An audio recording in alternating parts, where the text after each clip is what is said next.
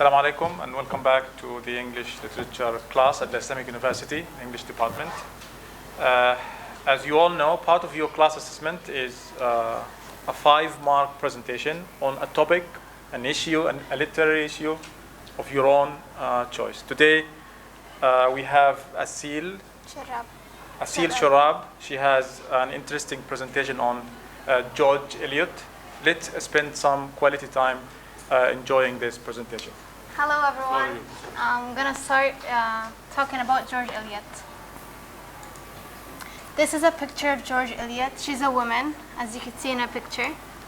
She was born on November 22, 1819, and she died at age 61 on December 22, 1880. Her real name is Mary Ann Evans, as you can see, and she changed her name. She used a pen name so she could so her work would be noticed, because in the Victorian age the male gender role was more significant.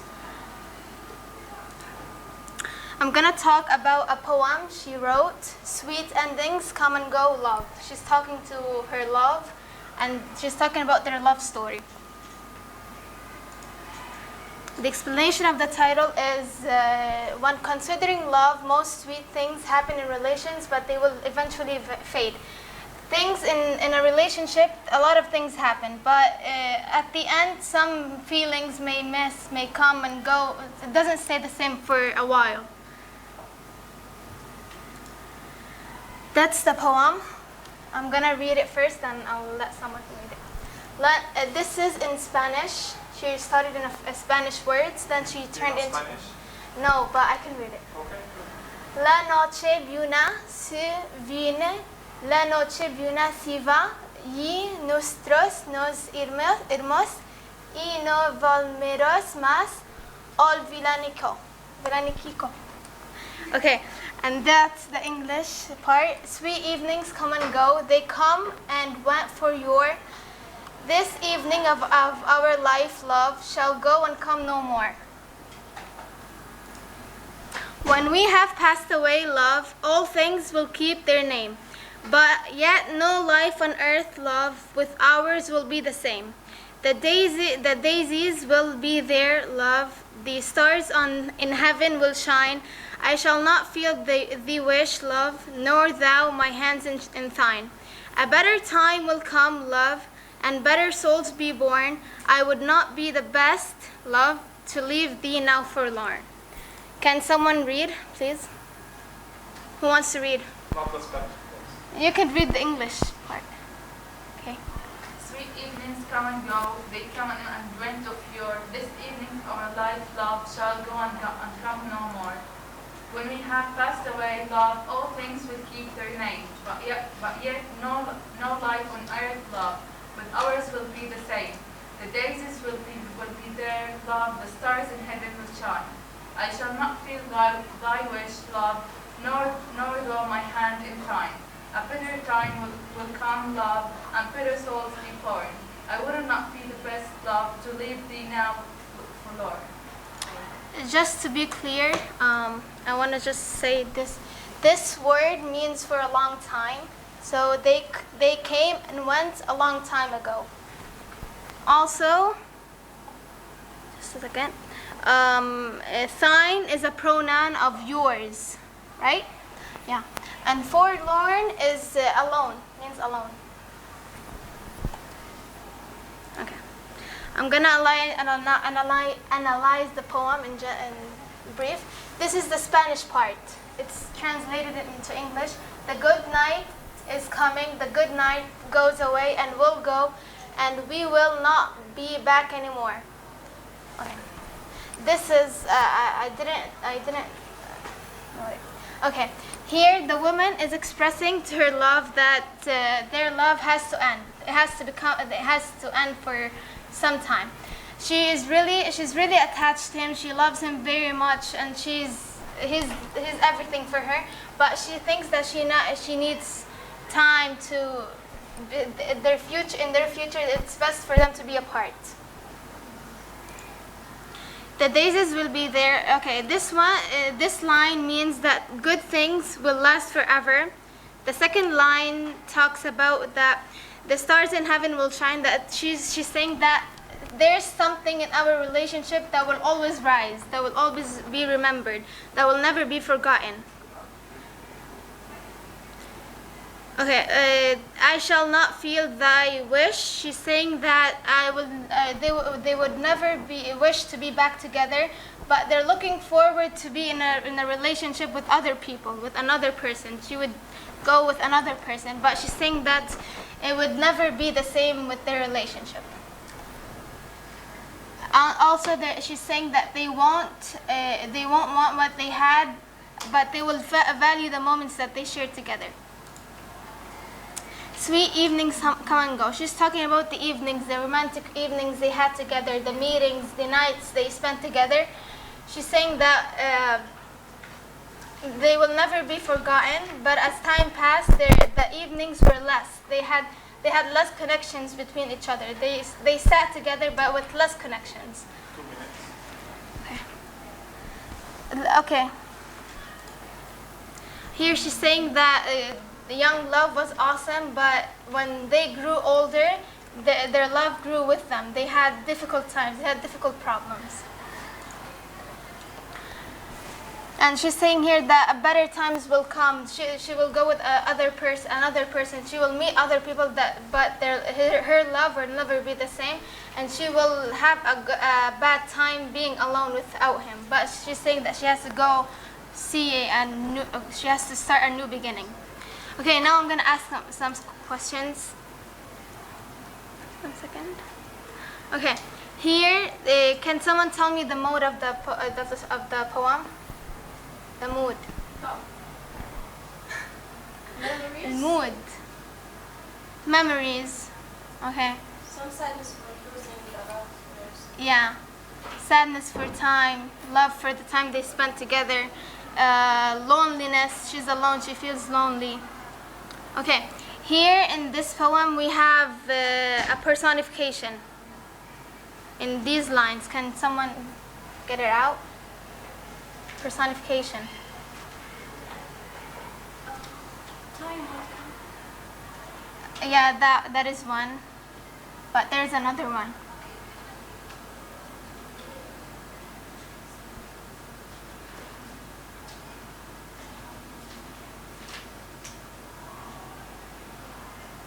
Souls be born. Yeah, souls will be born.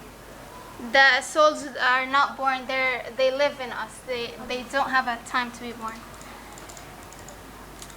What is the rhyme scheme of the poem?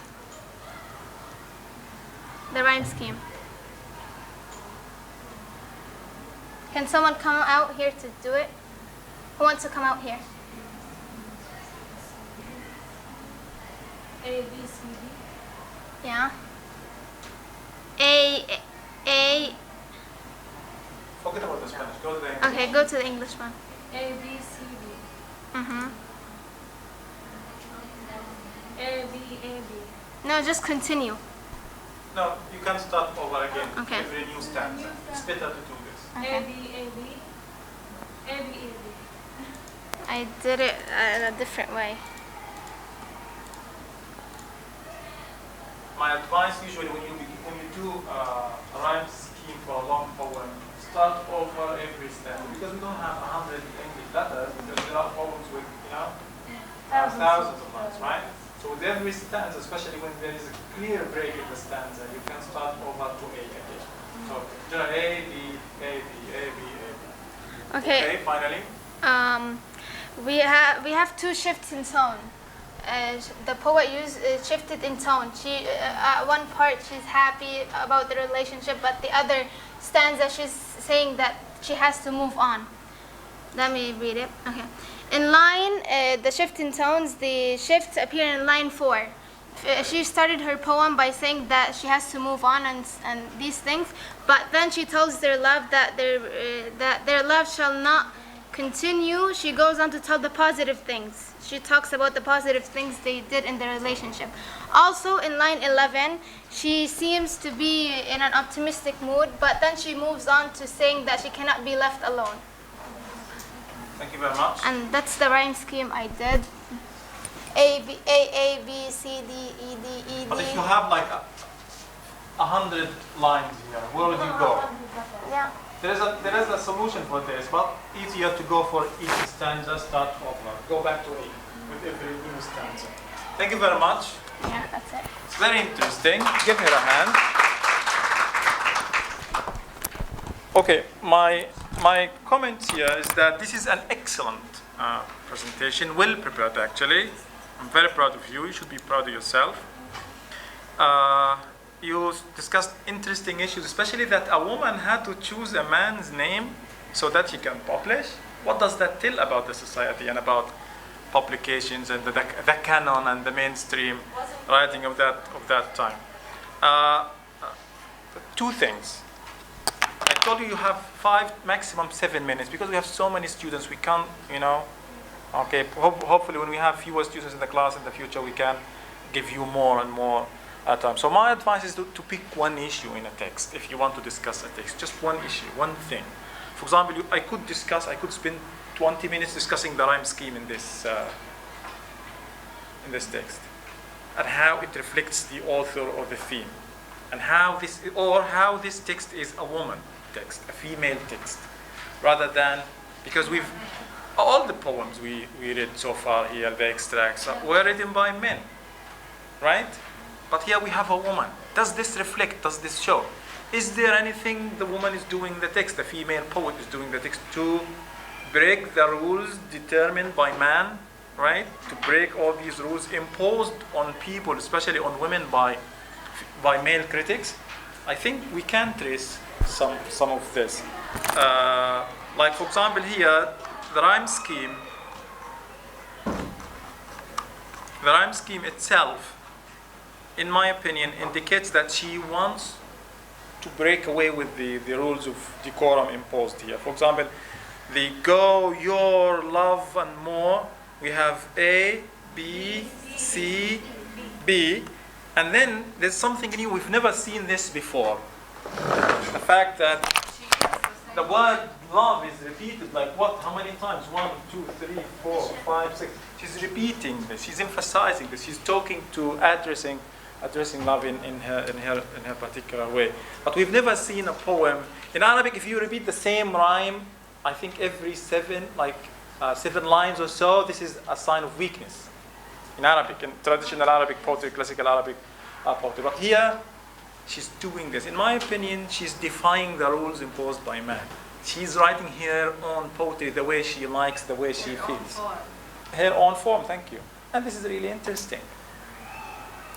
Thank you. My last point is that when you do a presentation in the future, go for official slides like white, black text, white background, black text.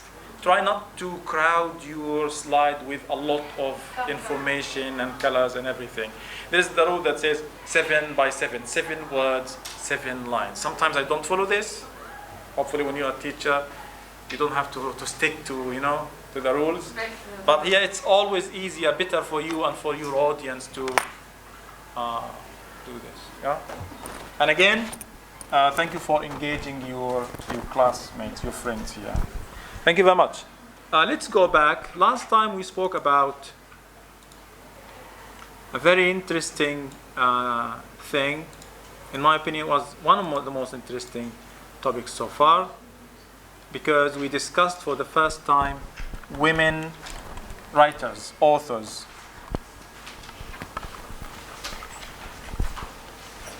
We spoke about, can you remind me? Who are the people we spoke about? Noronoko. What is significant about Mary Manley and Afra Ben? What is significant? What did she do? Yes? They were the mothers of the novel. Okay, so to speak, they were the mothers of the English novel. In a way, they started the English novel. They started the first steps of the English novel. What else? What else did they do to literature, to English, to women, to feminism, to the movement? Yes. Mary talked about the rights of women. She discussed the idea of raping Okay. against men. And So they were spokeswomen for all the women in the world. They spoke about men's violence against women in the society. They exposed the vices of men, especially the violence and discrimination against women. And they said that her writings were used objectively. Exactly, interesting. When you read literature books, sometimes you'll find people describing, especially Mary mainly, as scandalous and objectionable and controversial. But always remember, always go a step or two back. When you read something in a book, don't take it for granted. Ask yourself, who's writing this? Whose perspective, whose opinion is this? And then we realize here that critics of that time, most of the time, are generally men. So this is a man judging a woman. And generally, there will be some kind of discrimination against women only for being women. So these were daring, were brave women, brave writers, because they wanted to speak for the women in their communities. And that's why Virginia Woolf later on praised them. Especially she praised Afra Ben. I think she said something like, all the women in the world should put roses on Afra Ben's grave. This is how significant she is. Today we move to speak about Daniel Defoe, and hopefully we'll have time to discuss Jonathan Swift. Traditionally, many people consider Daniel Defoe as the father of the English novel. The first real novel is classically, we don't necessarily agree with this, is Daniel Defoe's Robinson Crusoe. Robinson Crusoe. Robinson Crusoe. It was published in 1719. Defoe himself was a journalist. He started his life as a journalist. And this influenced the way he wrote, of course. Robinson Crusoe tells the story about a man, an English person, who wanted to get richer, to gain wealth, to change his life. And at that time, the easiest way for any person to change his life is to go out to travel to the new world, to the colonies. Remember travel writing? Yes. It's being developed here in a way or another. So his parents were not okay with this because they represent the older generation, and he's the younger generation, adventurous and everything. And he doesn't listen to them. He goes with some people to work on a ship, and they travel somewhere to the new world. On their way, the ship was destroyed by a storm. The only survivor was Robinson himself, Robinson Crusoe. Interesting. Maybe this rings a bell because we've seen Tom Hanks in a movie surviving on a desert island.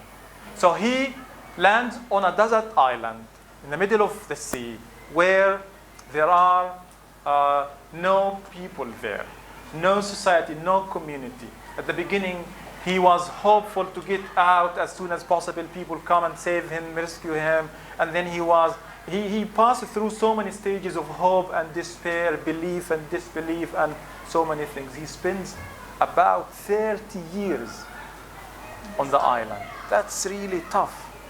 Being alone, cut out, isolated. But because this is the white, Christian, European, English man, he always has the ability to do what? To create a civilization. And that's one theme here. It's the power of the white man. How a European person, how an English person can go anywhere in the world and be the master and control. And he indeed begins his own society or community. He calls it sometimes, I am the ruler. This is my kingdom. This is my island. Similar to what we had before in The Tempest. And Prospero saying, this is my island. It's not his island. But a white man has always been portrayed as such, being entitled to what he doesn't own. Now, later on, there is, in this island, he sees some cannibal. He was terrified because he met some cannibals. You know what a cannibal is? Yes. Man who eats, Yeah. eats flesh. People who eat human flesh, the cannibals. People who eat human flesh. He was terrified because at the beginning he saw one footprint, not two, not three, just one. And then later on he was on the lookout and he saw a group of people and he saved a person. He was about to be eaten. He saved him physically, literally, and of course metaphorically. He named him Friday. Very funny name. No offense for people whose relatives are named Friday. But it's funny because this is, in a way, in English at least, in Arabic we're used to Jum'ah and Khamis. But we don't know many people. We have May. You know, yes. Some people are named May after May, the month, but not after it is. And the funny thing is that when he goes back to England after years, he realizes that when he was keeping record of the days and the dates, he skipped 1 or 2 days. So probably he should be named Thursday, Khamis, or Arba, or whatever. Khamis, but we don't have Saturday. Something. Anyway. And the other character is Polly. Do you know what Polly is? Polly is a parrot. You know what a parrot is? The bird that repeats stuff you say. A very interesting community here. Someone, he calls him my man. My man. He owns him. It's like property because he's inferior, he's backward, he's not white, he's not Christian, he's not English, so he controls him. He tries to cure his religion. To cure him because he's in a way a savage, a backward. To civilize him, you know? Civilize and cure Friday because it's taken for granted that the English way of life is the best English here, but the best way in life. Now, this relationship between Robinson and the parrot and Robinson and Friday is very interesting.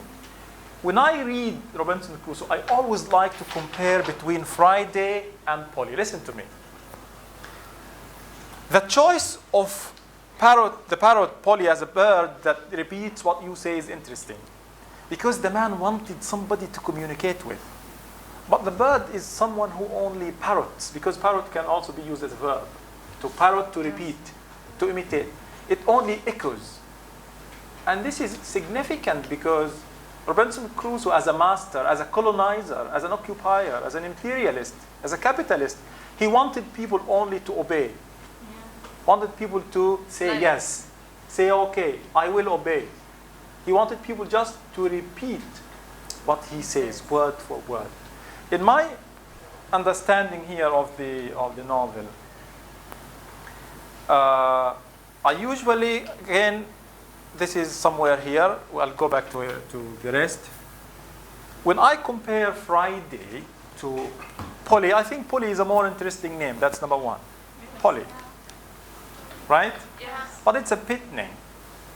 The most significant thing here for me is that when Friday speaks, although he was cured and civilized by the master, his English was still broken. For example, he doesn't use the word, he can't understand that man can have the irregular plural of men. Yeah. He's too stupid to understand this, so he says man. He's too subjugated. He doesn't say I generally. He doesn't say I do this, I do that. He says me, like always in the object. He can't be a subject. He can't be the person who does things. He only follows, etc. However, very, very interesting thing. When Polly speaks, the parrot, when it speaks, it uses perfect English, almost, Queen's English. And in one instance, I noticed that Polly uses the past perfect tense. A tense we generally don't use. I have been ranting for 10 minutes. Not once have I used the past perfect tense. We don't use it very often. But this bird is so smart that it can tell the difference between two actions and which action happened first, right? Yes. But Friday doesn't, although he's the human being.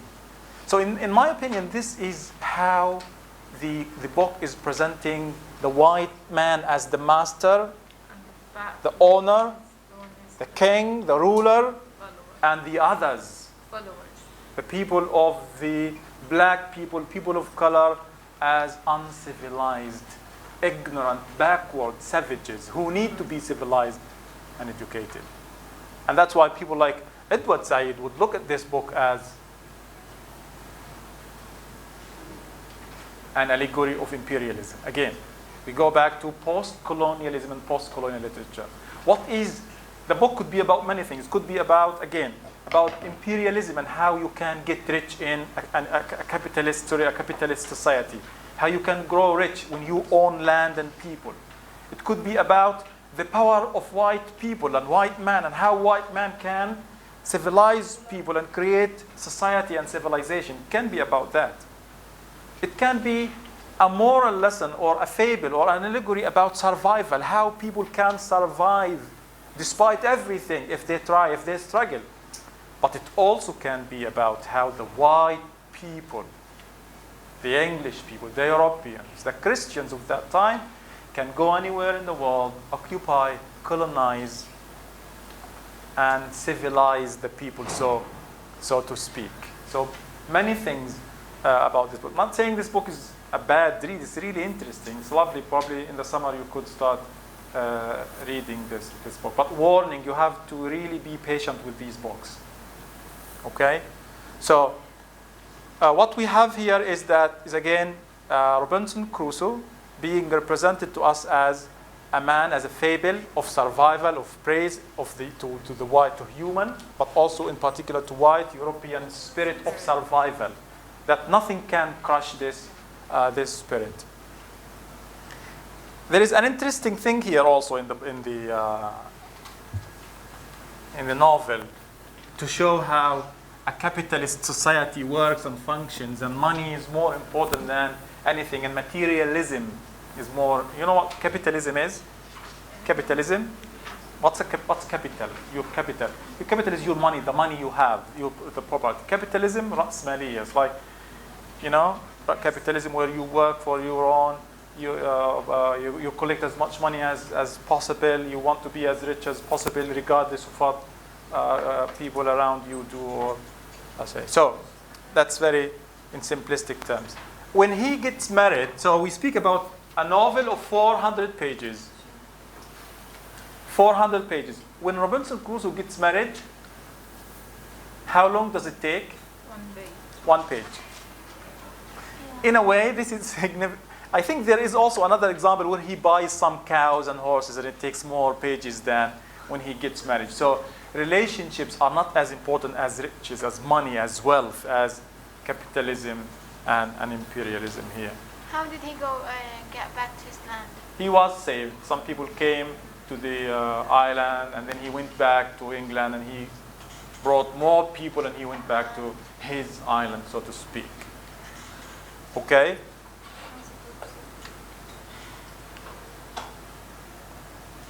So, a post-colonial critic, like Edward Said. You know Edward Said? Yeah. A Palestinian Christian intellectual, the author of Orientalism, one person behind an important theory called post-colonialism. Post-colonialism is the theory or the literature that reacted to the colonial occupation of those countries. Friday, part of this, Friday was presented as uncivilized, inferior, not only inferior to his master, because he is in the book, but also to the bird, Polly. How?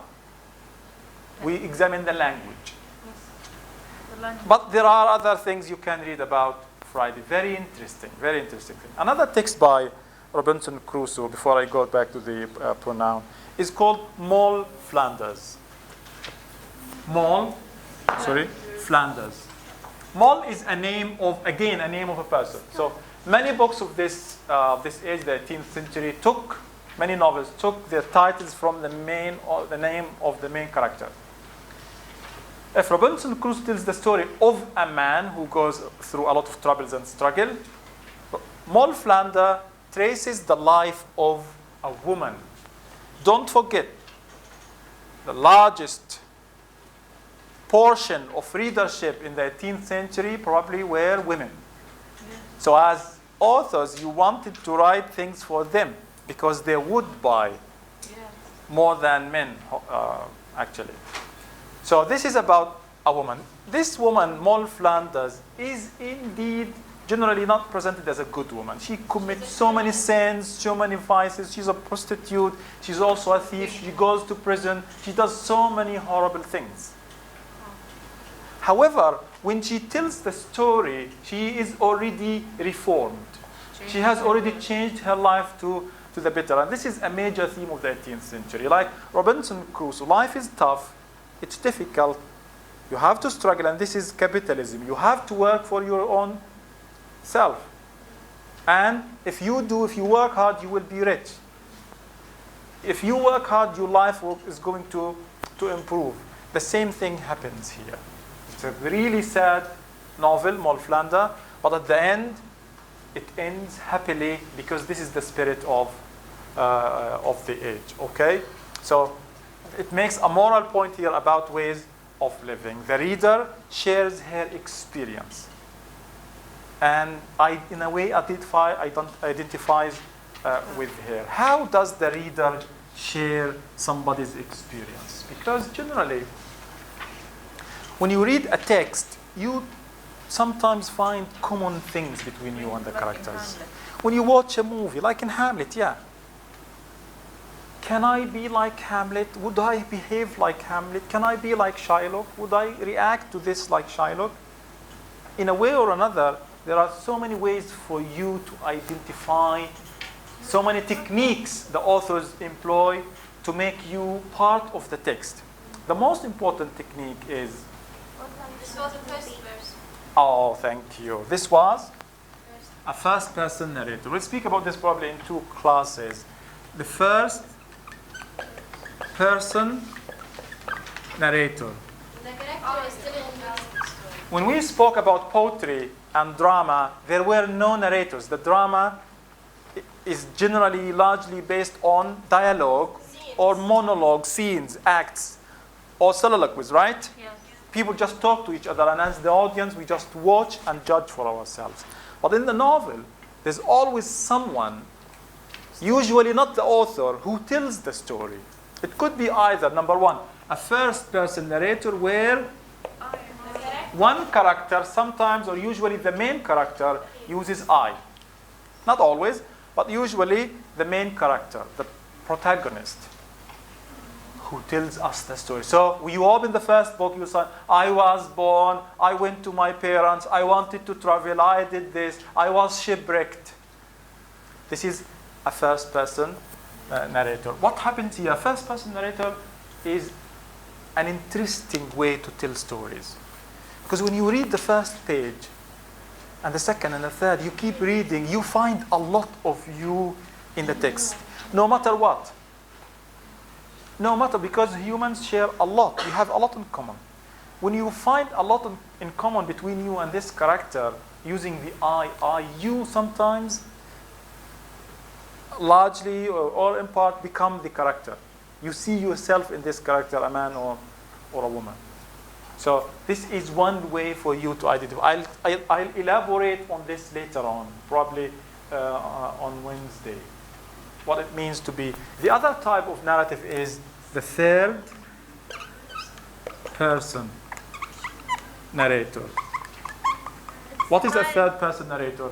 It's omniscient.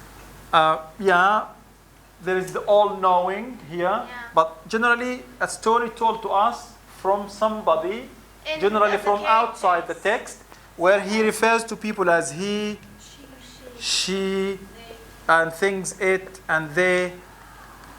So talking about people, the third person, in the third person. So Ali, if the story says, for example, I overslept this morning. Oh, I'm tired. I have classes to attend. First, And I don't have time to have my breakfast. My mom is already shouting. I need to rush because I have to do a presentation. This is my life. This is the first person. I saw somebody, I met him, I took a taxi, I paid, I had my lunch, I went to bed. I started my job, I wrote a poem, an entry, first person. But if it is like this, it was 9 o'clock and Huda woke up late. She was supposed to do a presentation. She asked her mom to wake her up at 6. But her mom is nowhere to be seen. She moves out, she calls for her mom doesn't reply. She was not at home. So she, he, they, this is third person narrator. So, because he started his life as a journalist, Robinson Crusoe generally uses the first person narrator. In Daniel Defoe, sorry, in Robinson Crusoe and in Moll Flanders. Your question? I just wanted to comment that the first person could be so boring, and you could feel like he's so exaggerating himself. So the writer should balance between telling the story and telling about himself. That's a very interesting point. But it depends because things are relative. What is boring for me could be interesting for someone. Like football, for example. I love watching football matches. But some of you might hate them. Your friend could be into football, but you could be like, come on, how would you spend an hour and a half watching people kicking a ball around, right? So it's relative, this thing. But yeah, a smart author is one who doesn't make us feel bored. But a point here you need to always think of. When you read this book, you might feel it's boring nowadays. But remember, this was written in the early 18th century. And people were like, whoa, this was a huge success. Even today, this is a huge success. It's a classic, it's a famous classic. Okay, I'll move to speak about Jonathan Swift. 2 texts for Jonathan Swift. I hope we have time to cover at least one of them today. The first one is Gulliver's Travels. Have you ever heard of Gulliver's Travels? Gulliver's Travels. Ah, too bad. The days of the good cartoons are gone. This was turned into a cartoon. I remember watching this many times when I was a kid myself. Jonathan Swift was also an early 18th century novelist. Gulliver's Travels, as the name suggests, also we have travel. Someone traveling. His name is Gulliver. So this man is known, very famous for his satire and humor. For example, in his book, The Battle of the Books, it's actually books. He presents books as people in a library, and the old books and the new books are fighting. Interesting. But his most significant work is Gulliver's Travels. And it is one of the most powerful satires of all time. He criticizes humanity in general. He criticizes politics, religion, science, everything. But in particular, he openly attacks the English society. He attacks English colonialism and imperialism, because Swift was Irish. You know, we spoke about Ireland and Scotland. Yes. Ireland was the problem, remember? Yes. So in his book, Gulliver's Travels, he exposes all these faults and vices of the English society. There are actually 4 parts in the book, 4 books, 4 sections. Book number 1, he travels to a place called Lilliput, in which he meets very tiny people. I think you've seen this before. A big man, a huge man like this, you know, tied up by young little tiny people here. I'm not sure if you know this. I'm also horrible at drawing, but I hope this does that trick. So when he landed, when he just when they arrived, I think he was, I can't remember, he was sort of asleep somewhere or tired and asleep, and then they tied him up. All tiny people like this big. And it's interesting how he tells us how everything shifts from the perspective of a normal human being to a giant treating people. The next book, he goes to a place called Brobigdang. I don't know how to pronounce this. It takes me time. Brobigdang. Is it the same in the book? Gidnag.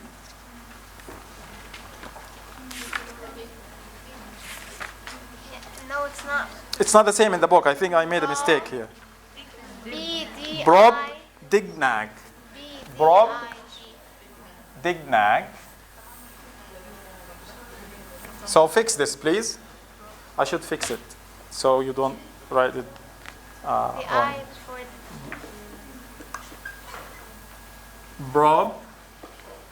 Brobdignag. Okay, so the first book he meets these small people. The second book he meets giants. enormous. The enormous, huge people. So he himself feels small. See, the perspective changes. It puts you sometimes as a powerful person and sometimes as a tiny little person. It's very interesting experience here. Now, when he attacks religion, like I said, he satirizes politics and especially the English society. In one scene, for example, he was talking to the king of Brobdignag, and then the king said this. So when he described, Gulliver told him how, England, the English people, they're living this way and that way, telling him about the politics, about the religion, about many things. And the man was like, your natives, the English people at that time, are the most pernicious race of little odious vermin that nature ever suffered to crawl upon the surface of the earth. Meaning, you are the worst. Horrible, horrible people. What a life you're living. There's no justice, there's no logic, there's no sense of what you're doing. And this is, in a way, I wouldn't say it's indirect. It's a direct attack against the English society at that time. The natives. The most pernicious race of little odious vermin. You're filth. You're trash. You're not civilized. You are the very opposite of civilized. In book 3, he travels to a place where he criticizes science. Everything was being experimented on. There is a lot of detail here to speak about, but he attacks science and the scientific scientists of his age who wanted to experiment on many things. I think there was a scene where someone was trying to generate electricity out of cucumber. He spent years and years. He failed, but he still continued to experiment on this. And finally, he in book 4 he meets. This is probably the most satirical of all the books. He goes to a place where the main characters, the civilized characters, are horses. They live in a place called, can you read this, anyone?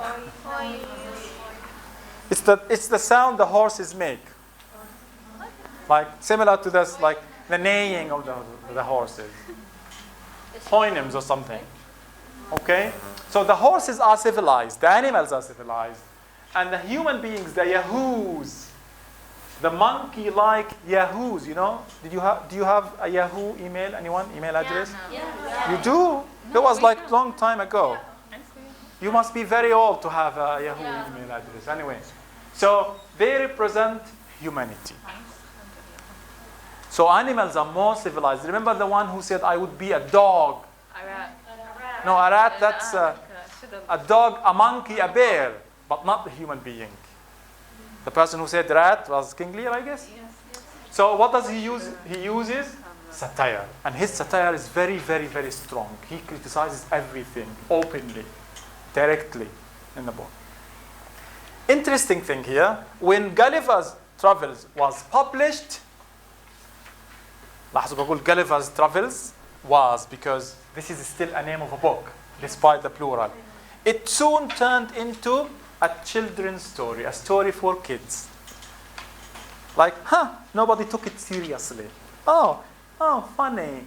Do it for the kids. Do some illustrations, some pictures, and let the kids enjoy. It's interesting that kids started reading at that time. But why would you turn a serious, powerful, satirical book into a book for kids? Some people don't like to be judged. Maybe. To make fun of this, right? Maybe, but I think, I agree here. He was making fun of the English people. So the English people were like, okay, kick this out of the canon. Throw it to the kids. And also because he was Irish, in my opinion. His being Irish was one reason why he wasn't taken seriously in this book. Next class, probably we can speak about Swift's modest proposal, or if I have 1 more minute, please, 1 more minute. His last text here, it's actually an essay. It's an essay. It's called Modest Proposal. Modest Proposal. 1 minute. And Modest Proposal is an article. Look at me here, just 1 minute. It's an article where he suggests a solution for the many kids that the Irish families had. What is his suggestion? What is his proposal? He says that we have too many kids. I think the best way is to sell them for the English people where they can eat the kids. And he speaks about the benefits of eating flesh, kids' flesh. And many people were like, whoa, wait a minute. They hated this. So it's funny how his serious book was taken lightly and his ironic text was taken seriously. In this book, he was criticizing the Irish families for having too many kids, and he was also criticizing the English people, the colonizers, who were in a way or another causing the starvation and the famine in Ireland as colonizers and as imperialists. Sorry for keeping you this late. I'll stop here, and if you have a question, you can stay a little bit. Okay, thank you.